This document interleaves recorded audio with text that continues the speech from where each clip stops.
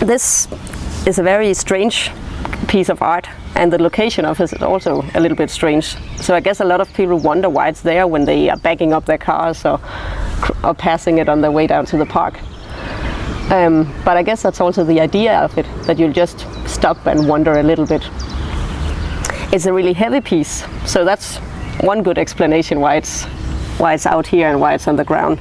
It weighs about a ton, which is pretty much the same as 2 adult cows. And it's made of cast iron, and that means that it has changed over time. It started out being almost black, and as time and different kinds of weathers have passed, it has turned into this kind of red color.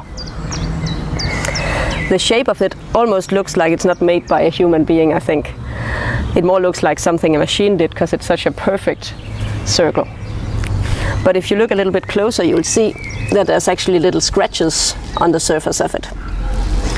I think the scratches look a little bit like some of the first paintings that human beings ever did. Those paintings were found in some caves in France, and were really like little scratches on the rocks, showing scenes from a hunt or war, whatever these persons did. It also might look a little bit like the hieroglyphs, which were the letters they used in Egypt 5,000 years ago. Or it might look a little bit like the little veins inside my hand.